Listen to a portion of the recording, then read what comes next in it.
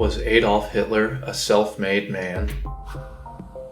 Did the Third Reich develop organically?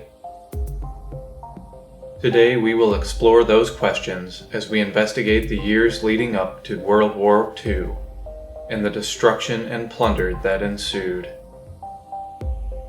Much like the revolutionaries Lenin and Trotsky, Hitler had powerful backers and in some ways was a figurehead. While it's true that he made the Nazi Party what it was and brought his vision down on the world, he would never have gotten off the ground if not for the assistance and, at times, the guidance of some of the most influential men on the planet at the time. In the previous video about the Bolshevik Revolution, we saw the hidden path of the gold that made the overthrow of the Russian government possible. We also saw how over $100 million in gold was paid back to the firm Kuhn, Loeb and Company. The question today is, what did they do with their ill-gotten treasure? As we will see in this video, the Warburg family, who was so deeply involved in Russia, did not take their money and run. Not long after the last of the gold was brought to New York in 1922, Paul and Max Warburg found their way into another business that would go down in history as one of the most infamous companies of all time, I.G. Farben. Farben was Hitler, and Hitler was Farben. Senator Homer T. Boone, to the Senate Committee on Military Affairs, June 4, 1943. I.G. Farben was founded in December of 1925 as a merger of 6 companies, and we will soon see that it was far more than just a chemical company. During World War II and the years leading up to the war, I.G. Farben engaged in activities ranging from the production of the gas Zyklon B used in the Nazi gas chambers to espionage and foreign propaganda. At times, the company took orders from the Third Reich, and other times they took the initiative to carry out programs on behalf of the Nazi war machine of their own volition. Some have estimated that as much as 50% of the projects that I.G. Farben carried out for the Army were self-initiated. Max Warburg became a member of the I.G. Board of Directors, and his brother, Paul Warburg, became a member of the board at the subsidiary American I.G. During the Nuremberg trials following the carnage of World War II, all of the board members of I.G. Farben were charged as war criminals, except Max Warburg. At American I.G., all of the German board members were charged at Nuremberg, but none of the American members were, including Paul Warburg. Unfortunately, many of I.G. Farben's records were destroyed by Germany as the end of the war became apparent, but enough remained for the U.S. War Department to conclude that without I.G.'s immense productive facilities, its intense research, and vast international affiliations, Germany's prosecution of the war would have been unthinkable and impossible. Farben not only directed its energies toward arming Germany, but concentrated on weakening her intended victims. In this double-barreled attempt to expand the German industrial potential for war and to restrict that of the rest of the world was not conceived and executed in the normal course of business.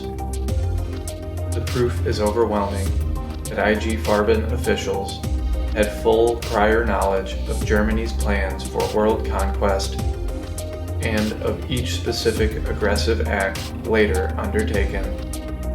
Before the outbreak of World War II, Hitler ordered Farben to make Germany self-sufficient in rubber, gasoline, lubricating oils, magnesium, fibers, tanning agents, fats, and explosives.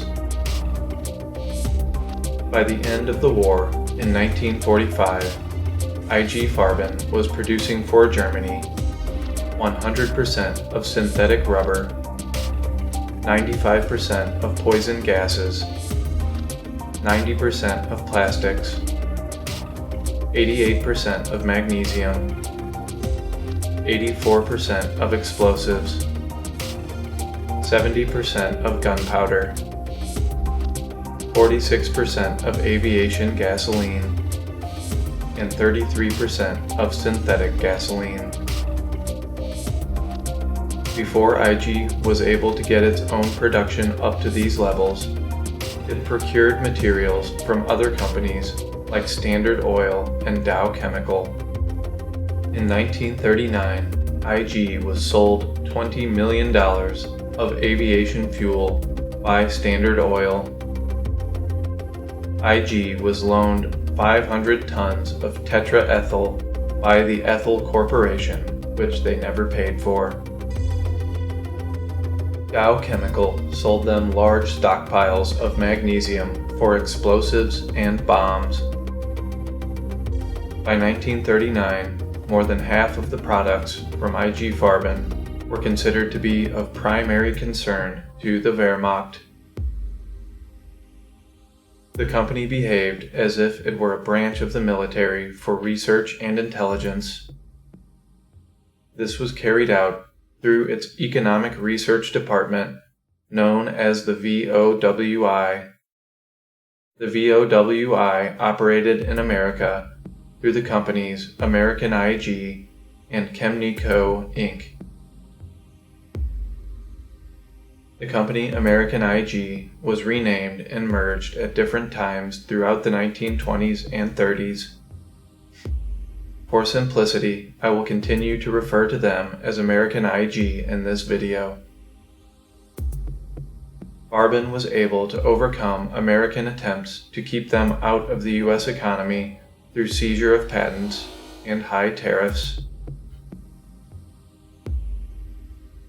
The board of directors at American IG included prominent Americans such as C.E. Mitchell, chairman of the National City Bank and the Federal Reserve of New York, Edsel B. Ford, president of Ford Motor Company, W.C. Teagle, director of Standard Oil of New Jersey, and Paul Warburg, the first member of the Federal Reserve of New York and chairman of the Bank of Manhattan.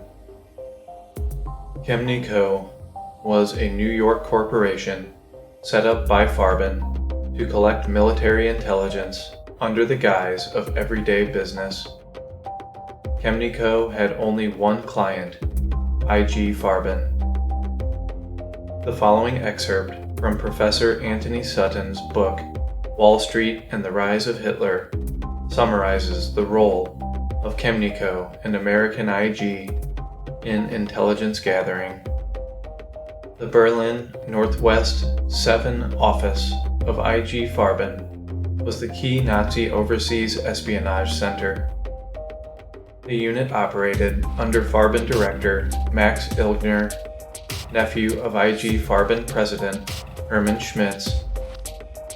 Max Ilgner and Hermann Schmitz were on the board of American IG, with fellow directors Henry Ford of Ford Motor Company, Paul Warburg of the Bank of Manhattan, and Charles E. Mitchell of the Federal Reserve Bank of New York. At the outbreak of war in 1939, VOWI employees were ordered into the Wehrmacht, but in fact continued to perform the same work as when nominally under IG Farben. One of the most prominent of these Farben intelligence workers in Northwest 7 was Prince Bernhard of the Netherlands, who joined Farben in the early 1930s after completion of an 18-month period of service in the black uniformed SS. The U.S. arm of the VOWI intelligence network was Chemnico Inc. According to the War Department, utilizing normal business contacts, Chemnico was able to transmit to Germany tremendous amounts of material, ranging from photographs and blueprints to detailed descriptions of whole industrial plants. Chemnico's vice president in New York was Rudolf Ilgner, an American citizen and brother of American IG Farben director Max Ilgner. In brief, Farben operated VOWI, the Nazi Foreign Intelligence Operation, before World War II, and the VOWI operation was associated with prominent members of the Wall Street establishment through American IG and Chemnico.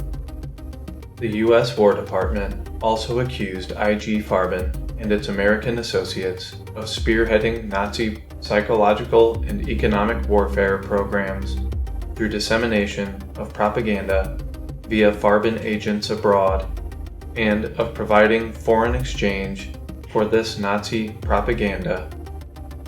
Farben's cartel arrangements promoted Nazi economic warfare, the outstanding example being the voluntary Standard Oil of New Jersey restriction on development of synthetic rubber in the United States at the behest of IG Farben.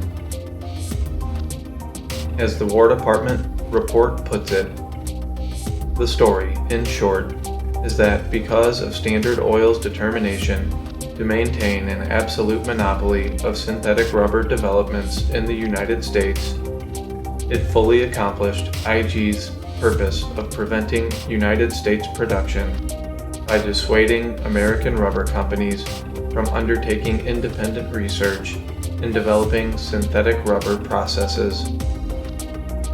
In 1945, Dr. Oscar Lohr, deputy head of the IGT Bureau, confirmed that IG Farben and Standard Oil of New Jersey operated a preconceived plan to suppress development of the synthetic rubber industry in the United States to the advantage of the German Wehrmacht and to the disadvantage of the United States in World War II. IG Farben was pre-war Germany's largest earner of foreign exchange, and this foreign exchange enabled Germany to purchase strategic raw materials, military equipment, and technical processes, and to finance its overseas programs of espionage, propaganda, and varied military and political activities preceding World War II. Acting on behalf of the Nazi state, Farben broadened its own horizon to a world scale, which maintained close relations with the Nazi regime and the Wehrmacht. A liaison office, the Vermittlungsstelle W, was established to maintain communications between IG Farben and the German Ministry of War. Unfortunately, the files of the Vermittlungsstelle offices were destroyed prior to the end of the war, although it is known from other sources that from 1934 onwards, a complex network of transactions evolved between IG and the Wehrmacht. Consequently, throughout the 1930s, IG Farben did more than just comply with the orders of the Nazi regime. Farben was an initiator and operator for the Nazi plans for world conquest. Farben acted as a research and intelligence organization for the German army and voluntarily initiated Wehrmacht projects. In fact, the army only rarely had to approach Farben. It is estimated that about 40 to 50% of Farben projects for the army were initiated by Farben itself. In brief, in the words of Farben director Dr. von Schnitzler, thus, in acting as it had done, IG contracted a great responsibility and constituted a substantial aid in the chemical domain and decisive help to Hitler's foreign policy, which led to war and to the ruin of Germany. Thus, I must conclude that IG is largely responsible for Hitler's policy.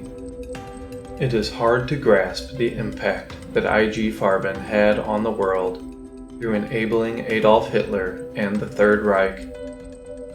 To put their actions into perspective, we will summarize the catastrophic numbers of deaths estimated to be at the hands of the Nazis, not including the millions that died in combat. The Nazis murdered between 15 to 32 million people. This would have been impossible without the bombs, gunpowder, and poisons made by I.G. Farben. They invaded over 20 countries in Europe and Africa. They could never have done this without the gas and tires for their vehicles provided by I.G. Farben and the companies they partnered with. The vast treasure stolen from their victims is incalculable. Confiscated money, property, homes, and artwork, ruining the lives of millions of people who survived this murderous regime. It is estimated that nearly 91 tons of Nazi gold were laundered through Swiss banks alone, who only returned 3.5 tons at the end of the war. We have covered only a tiny fraction of the information available about the Nazis. In reality, I could spend the rest of my life making videos on this one subject and still not cover it all. I have chosen this narrow section of their history to show the power that was exercised by the financiers of the early 1900s who shaped the history of the entire world. It could be argued that they would have accomplished their goals one way or another, but that does not negate the fact that, at key points in the story, their tool, their weapon of choice, was gold.